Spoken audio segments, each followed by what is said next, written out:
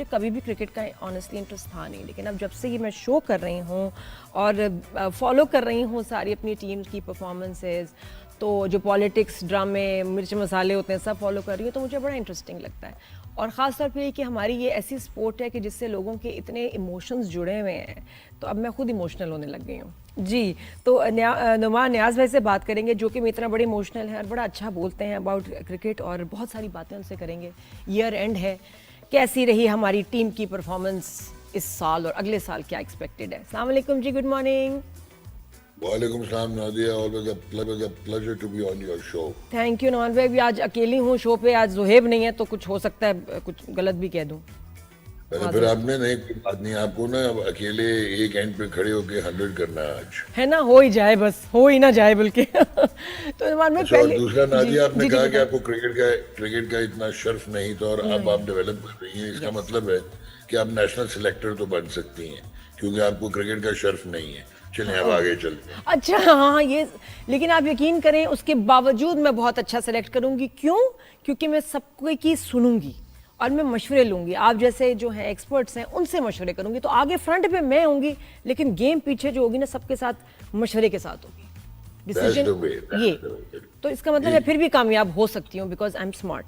और बाकी वो लोग जो वहाँ बैठे हैं वो भी बड़े स्मार्ट हैं, क्योंकि ये देखें कि गेम जो है उसने टीम ने कैसे पलटा खाया। मुझे आपसे उस वक्त बात नहीं हो सकी नुमान भाई, मैंने बड़ा मिस किया आपका रिव्यू जब अंडर 19 एशिया कप में हम इतना अच्छा खेले और जीते।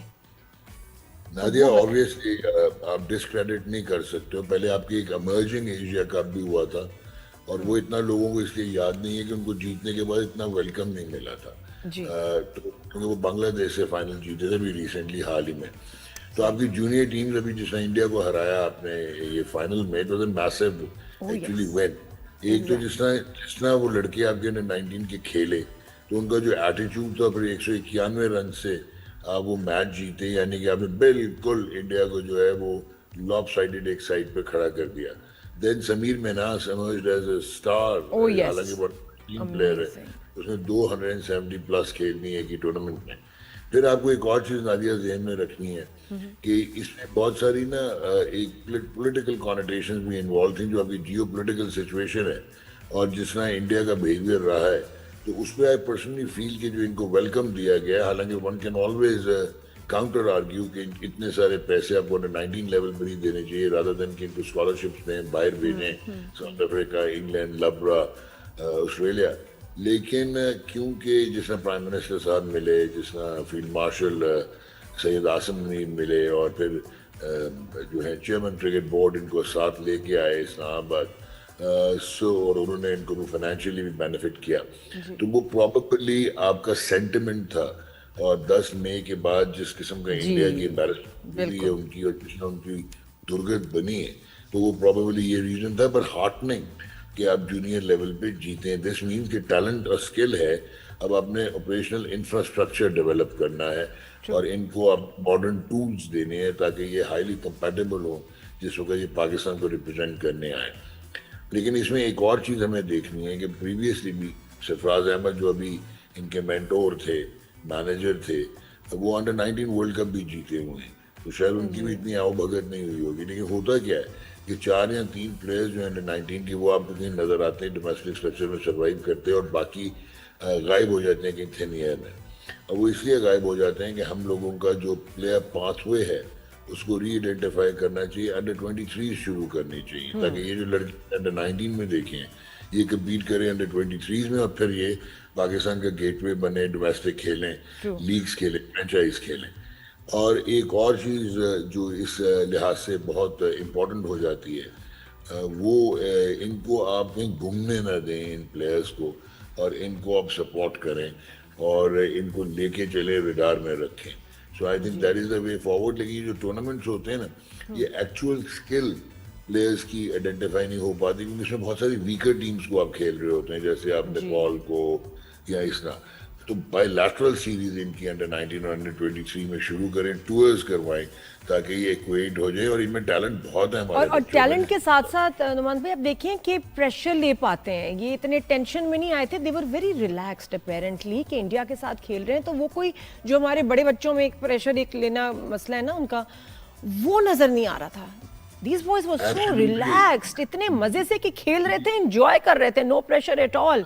ये चीज वो ट्रांसफर नहीं हो सकती है कहीं बड़ों में भी, नहीं, ये देखें, ये जो जनरेशंस का होता है ना, अब आप है ना? हमारी आपकी मतलब मेरे से बहुत फर्स्ट जनरेशन में आपसे बहुत बड़ा हूँ, लेकिन उसके बाद आप देखें ना, जो ये जेन जी है, जी इनका शायद अटेंशन स्पैन कम है, लेकिन ये बहुत ज्यादा इक्वेटेड है, वेल इक्वेटेड है, जल्दी ये मेच्योर हो रहे हैं। जी तो आई फील ये मिलेनियल किड्स का अपना एक एटीट्यूड है। लेकिन ये जो आपने बात की ना, ये ना सिर्फ रिलैक्स थे, बट जब सूर्यवंशी जो कि एक एक्स्ट्रॉर्डिनरी टैलेंट है, लेकिन वो मेरा नहीं ख्याल है अगर उसका ये एटीट्यूड रहा, it seem that he has grown too big for his boots. वो पृथ्वी शॉ की तरह के गाय भी हो जाएगा अगर एटीट्यूड ठीक ना हुआ। तो आपने जिस तरह इन्होंने काउंटर रिएक्ट किया ना ये लड़कों ने, जिस तरह वो स्लेजिंग कर रहा था, जो इनकी बॉडी लैंग्वेज थी, ओ दैट वाज रियली जी ब्यूटीफुल। was. बहुत बहुत मजा आया कि ये इनका कॉन्फिडेंस है। और कॉन्फिडेंस कब आता है? जब आपको आपके पास स्किल हो और सेल्फ रिलायंस हो। बिल्कुल। और मुझे लगता है कि ज़्यादा अब हम पीसीबी जो है इन्वेस्ट करें अंडर 19 में भी, जितनी अच्छा वो परफॉर्म कर रहे हैं। वर्ल्ड कप में आपको लग रहा है कि अभी अंडर 19 में we have a good chance to win again? Yeah, of course, this is a very good under-19 team. इनके पास तगड़े बैट्समैन हैं। बॉलर अभी अली रजा को उसको सेक्रीफाइस किया है उन्होंने टेक्निकली, कि वो पाकिस्तान से नहीं खिला रहे, वो अंडर-19 का साथ है पाकिस्तान का।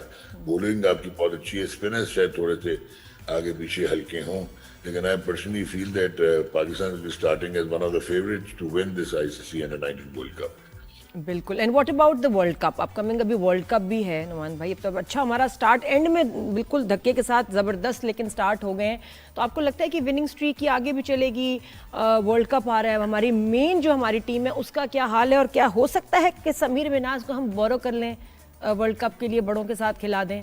कुछ है? नहीं, वो भी बहुत, हो नहीं सकता है? वो बहुत प्री मैच्योर है। अभी तो आपके पास लड़के, वो लड़का बहुत टैलेंटेड है, तो आगे जाएगा जब। But is there a rule कि वो नहीं खेल सकता क्योंकि अंडर 19 है, या वो खेल सकता है? नहीं नहीं, वो खेल बिल्कुल सकता है ना? है, इसमें कोई ऐसी तो फिर बात नहीं खिलाए है, ना। लेकिन नहीं, उसकी एक रीजन है ना कि आप बच्चे के साथ ज्यादती करेंगे। There is a huge difference in international cricket और ये जूनियर टीयर क्रिकेट जो होती है, वो एकदम आप उसको एक्सपोजर दे देंगे। बहुत कम लोग होते हैं, जैसे हमने पहले भी देखा, एक वसीम अकरम थे, without playing any cricket he just came, played one match against New Zealand, 7 out किए, and then he became a legend. Exactly. ये समीर जनरेशनल प्लेयर है, लेकिन समीर को भी आपको प्रोटेक्ट करना पड़ेगा, उसको एक्सपोजर देना पड़ेगा। उसके बाद लाएं। अभी आपके पास मास सदाकत, अनफॉर्चुनेटली आपने उसे श्रीलंका टूर के लिए सिलेक्ट नहीं किया, जो कि वो ऑल गन्स वो डिजर्व कर रहा था, लेकिन शायद आपके पास इतने ओपनर्स थे। अभी आपने बात की ना हमारे T20 वर्ल्ड कप की, जी तो ये है कि जिसको पंजाबी में कहते हैं चाके में ना रहना। ये जो आप पिछले एक साल में जीतते रहे हैं, वो जो मैचेस जीते हैं, आप वो आप क्वालिटी ऑफ ऑपोजिशन देखें और कहाँ पे और किस किस्म के टूर्नामेंट जीते हैं। एशिया कप में 3 मैच इंडिया से हारे। अच्छा, ये लड़के अच्छे हैं आपके, इनमें प्रॉब्लम ये आ रहा है कि ऊपर से आपके जो टॉप 3 हैं वो वन डायमेंशनल है। तो शायद अभी ख्वाजा नाफे को लिया, वो इस वजह से लिया है, we may not see Babar Azam maybe, क्योंकि उसका ये है कि जो साहबजादा फरहान है, उनका जो ये डॉट बॉल रेशियो है वो 49 का है। ओके। वो ऐसे हैं कि बिग हिट्स और उसके बाद ब्लॉक। वैसे लास्ट टूर्नामेंट वो जिम्बाब्वे और श्रीलंका के अगेंस्ट अच्छा खेले। देन आपके पास जो है ना आ जाता है Saim Ayub. Saim Ayub is prodigiously talented in बहुत पाथवे से आया हुआ ब्रिलियंट क्रिकेटर, लेकिन वो अभी तक कंसिस्टेंट नहीं हो पा रहा। लेकिन वो फ्लेबॉयंट है, वो खेलता है क्रिकेट जिस तरह खेलनी चाहिए। देन बाबर आजम T20 में कैसे लग रहा था कि इररिलेवेंट हैं और वो अपनी गेम छोड़ के जिस तरह खेलना चाह रहे हैं। इवन बिग बैश में भी 150 हुआ है, मॉडेस्ट आउटिंग्स हैं उनकी। ये वन डायमेंशनल। अब आपके सबसे बड़ा प्रॉब्लम जो है, मैं हमेशा से चीख रहा हूँ, आपका बैलेंस टीम का आउट हो जाता है जब आप सलमान अली आगा जैसे प्लेयर को, जो T20 से बिलोंग ही नहीं करता, जिसकी T20 की 11 में जगह में नहीं बनती, वो वनडे टेस्ट का ग्रेट प्लेयर है, जो कप्तान बना दें, आउटस्टैंडिंग प्लेयर है। लेकिन अब अगर उसको लाते हैं 4 पे, तो फखर जमान जो कि बेस्ट एग्जीक्यूट करता है with strike rate of 152 at number 4, उसको आप डिस्प्लेस कर देते हैं। अच्छा, आगा की वजह से प्रॉब्लम क्या आती है कि मोहम्मद नवाज जो कि well equipped and brilliant batsman also, allrounder के अलावा, उनको आप नीचे कर देते हैं, फुली यूटिलाइज नहीं करते, फहीम को यूटिलाइज नहीं करते। अब आप शादाब खान को लेके आ गए। अच्छा, अब अगर आगा सलमान आगा के होते हुए अब शादाब खान को लेके आ गए हैं। शादाब ठीक है, आता था टीम में because of his batting, gun fielder है, बॉलिंग कर रहा है, बिग बैश में अच्छी बॉलिंग कर रहा है आफ्टर सर्जरी। लेकिन उससे होगा क्या कि आपका जो एक टॉप स्पिनर है वो सेक्रीफाइस हो जाएगा। यहाँ उस्मान तारिक नहीं खेल पाएगा। तो आपने इतनी जबरदस्त पूरी स्ट्रेटजी बता दी है, तो ये तो पीसीबी को प्लीज फॉलो करनी चाहिए। तो I think will have a better chance. Imran नहीं खेल पाएगा, लेकिन पाकिस्तान श्रीलंका की पिचेस पे I tell you stands a huge chance, अगर ये थोड़ा सा बैलेंस के साथ खेलें। एंड प्रोबेबली जो अभी इंडिया की T20 की टीम अनाउंस हुई है, आई कुड अश्योर यू कि उसको ये टीम पाकिस्तान की हरा सकती है, अनलाइक इंडिया। इंशाल्लाह जबरदस्त फिर जो है हमारे एनालिसिस और सेगमेंट्स होंगे। अच्छा, जाते जाते ये बताएं नुमान भाई अबाउट PSL, 2 नई टीम्स जो है ऐड हो गई हैं, बात सुने, वो कितना अच्छा है? देखें, एक तो जो है ना उसने अटेंशन और अट्रैक्शन बहुत पकड़ी है कि आपके पास 12 बिडर्स आए थे, जिनमें से 2 डिस्क्वालीफाई हुए, 10 अभी अवेलेबल हैं। बिल्कुल तगड़े बिडर्स आए हैं।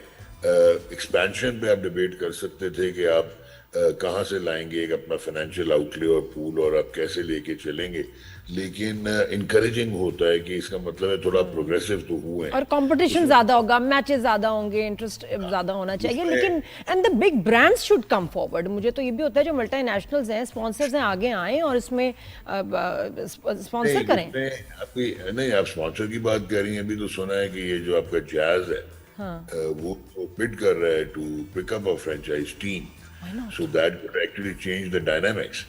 और एक और इम्पोर्टेंट चीज है इस लिहाज से, अभी आपने बात किया बिगर ब्रांड्स आए, वो एक्चुअली हुआ ये है कि पहले आपका डिजिटल आउटले में पैसे डिस्ट्रीब्यूट नहीं होते थे, तो सारा ब्रॉडकास्टिंग राइट्स में इन्वेस्ट होते थे। फिर सेकंड की जो आप ब्रांड्स की बात कर रही हैं, हर साल अब ICC का टूर्नामेंट है, एशिया का टूर्नामेंट है, आप लोगों की रमजान ट्रांसमिशन होती है, तो उनके पास आपका 50-55 बिलियन का टोटल ब्रॉडकास्टिंग एडवर्टाइजिंग आउटले है। पाकिस्तान मार्केट इतनी बड़ी नहीं है, उसको एक्सपैंड करने के लिए अब देखना होगा कि कैसे ये करते हैं, क्योंकि अभी PSL में पाकिस्तान क्रिकेट बोर्ड ने जो एक अच्छी चीज की है कि ये जो 2 नई फ्रेंचाइजेस आएंगी, उन्हें प्रॉमिस किया है कि हम 700 मिलियन तक आपको गारंटी करते हैं कि आप आए, आप बिड करें, बाकी आप अपने इतना वो प्रॉफिट बनाएंगे, एटलीस्ट 700 मिलियन। क्या बात है नुमान भाई, थैंक यू सो मच।